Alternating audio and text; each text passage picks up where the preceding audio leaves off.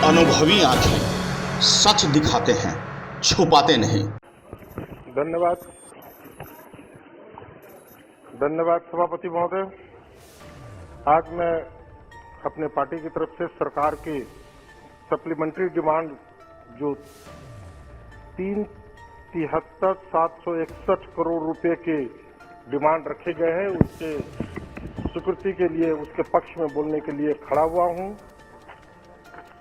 सभापति महोदय, सवाल यह है कि सरकार ने ये सप्लीमेंट्री लाया तो किन कामों के लिए लाया।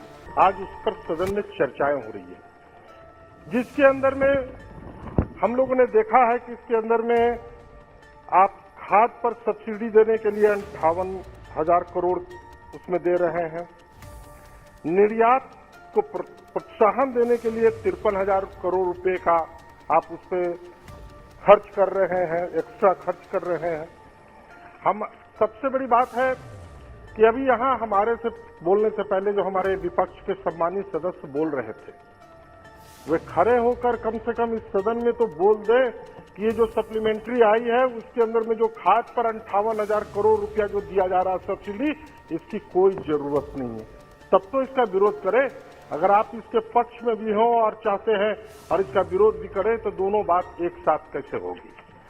आपने देखा है कि इसके अंदर में रक्षा के और गृह के लिए भी 5,000 करोड़ और 4,000 करोड़ रुपए का प्रोविजन रखा गया। आज हमारे आप देख रहे हैं कि देश के अगल बगल के सभी देशों के साथ जिस प्रकार हमारे देश के जवान वहां पर लगातार मोर्चे पर मौजूद हैं और हमारे देश की रक्षा कर रहे हैं, उनको संसाधन उपलब्ध कराने के लिए अतिरिक्त खर्च की जरूरत है, जिसके लिए इस सप्लीमेंट्री डिमांड में लाया गया है। राष्ट्रीय राजगीर ग्रामीण रोजगार योजना के अंदर में भी 22,039 करोड़ रुपए का एक्स्ट्रा आवंटन इसमें दिया गया है।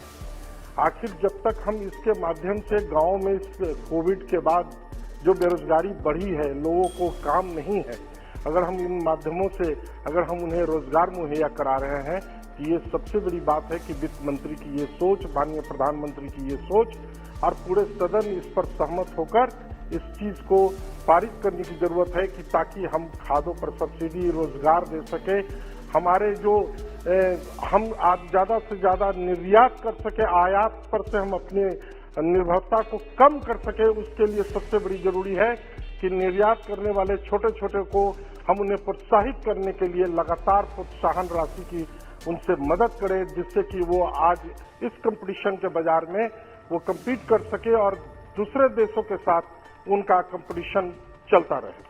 महोदय, इसके अलावा सबसे पहली बात है कि माननीय प्रधानमंत्री, पूर्व प्रधानमंत्री अटल बिहारी वाजपेयी जी का एक सपना था जो नदी जोड़ो।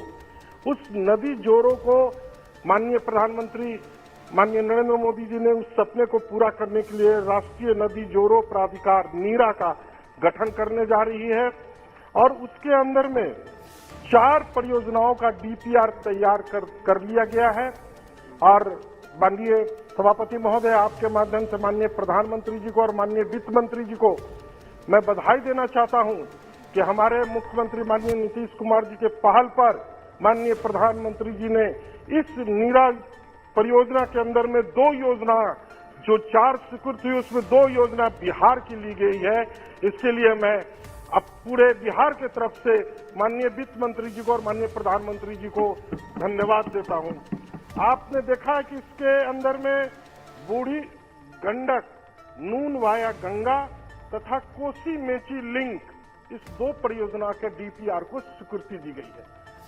सभापति महोदय, हम बिहार से आते हैं, हमने देखा है हर सालों साल कोसी की वो बाढ़ की जितनी बड़ी बाढ़ आती है और वहां पर जो प्रलय आता है, पूरा बिहार 3 से 4 महीना बाढ़ के कारण जितने भी बिहार बढ़ने की कोशिश करता है, 4 महीने में बिहार पुनः पीछे हो जाता है।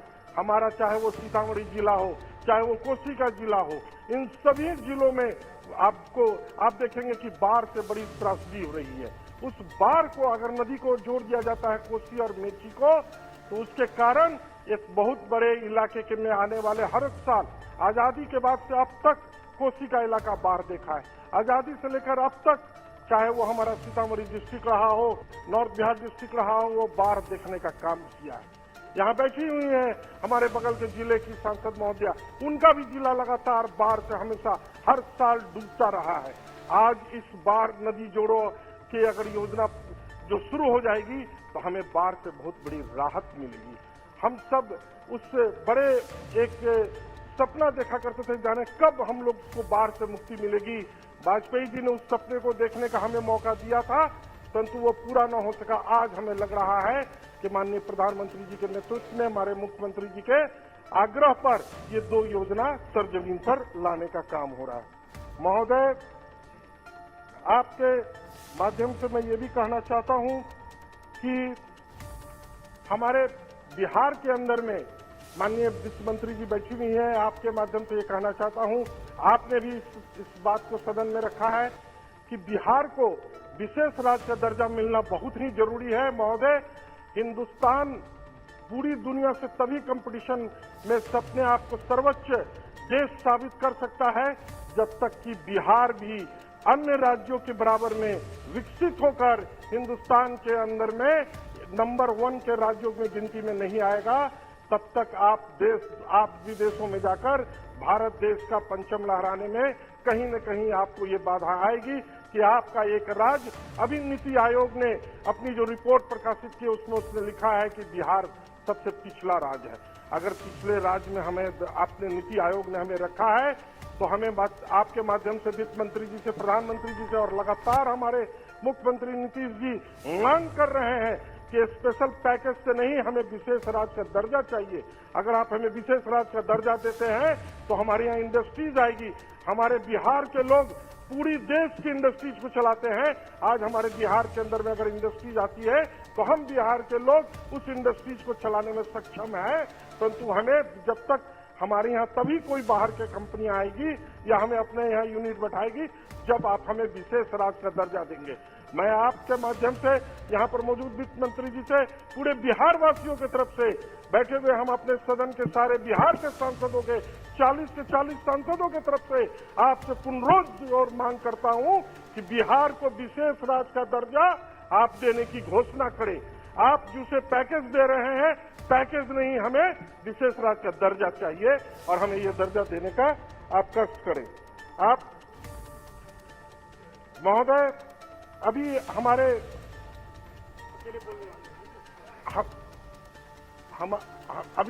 हमारे पूर्व के वक्ताओं ने कहा है, जिसके बारे में मैं भी कहना चाहता हूं कि महोदय, सीतामढ़ी मेरा जिला, इसको भी एक स्पेशल जिला में लिया गया है और इसको जब तक वित्त विभाग की तरफ से अलग से कुछ फंड नहीं दिया जाएगा और जो सामान्य फंड है, फिर ये एक स्पेशल जिला में रहकर इसकी ये पिछड़े को आगे हम कैसे ला पाएंगे। या तो आप अपने जितने भी PSU है, कंपनियां, उनको कहे कि CSR का फंड जो यूज कर रही है उसको फंड को वहां पर खर्च करें और उस फंड को खर्च करने में अगर हम लोग कुछ लिखते भी हैं और उस किसी कंपनी को, तो वो कंपनियां वो फंड को यूज करने के लिए जिले के DM को कहती है कि आप उसके साथ उस एग्रीमेंट पर साइन करें।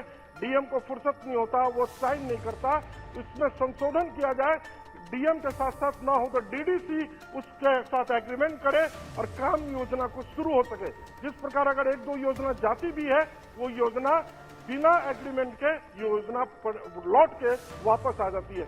महोदय, हम अपने से अकेले हैं, हमारे पार्टी के महोदय 2 मिनट।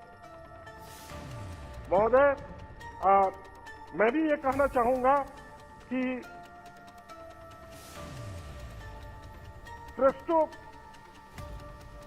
करेंसी पर महोदय, इस पर सदन पर विशेष चर्चा होनी चाहिए। ये देश की करेंसी नहीं है, ये न कहीं पर दिखती है, ये सिर्फ नेट पर मौजूद है। इसका फिजिकल कहीं कोई अता पता नहीं है। एक तो जिसकी फिजिकल पता है उसमें घोटाले होते हैं, इसमें कितने घोटाले हो जाएंगे पता नहीं चलेंगे। हमारे हिंदुस्तान से जहां के छोटे इन्वेस्टर्स इनके बढ़ते हुए रेट को देखकर प्रलोभन में आकर अगर इसमें फंस जाते हैं तो देश के बहुत बड़ी इकोनॉमी इसमें फंस सकती है। इस पर भी माननीय वित्त मंत्री जी से मेरा आग्रह, विनती, निवेदन होगा कि इस पर एक बार सदन में विशेष चर्चा कराई जाए तभी इस पर कोई कानून नया लाने का काम करेंगे।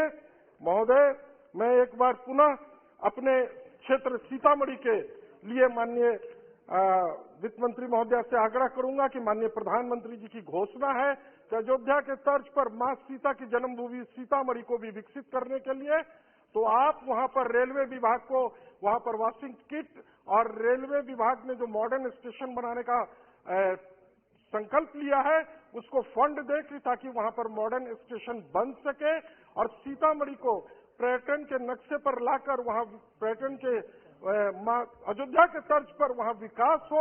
इसके लिए स्पेशल फंड देने का मैं आपसे मांग करता हूं कि माननीय प्रधानमंत्री जी के घोषणा के अनुरूप सीतामढ़ी को एक स्पेशल पैकेज देकर अयोध्या के तर्ज पर विकसित करने का आप काम करें। माननीय सभापति, आपने मुझे समय दिया, मैं आपको बहुत बहुत धन्यवाद।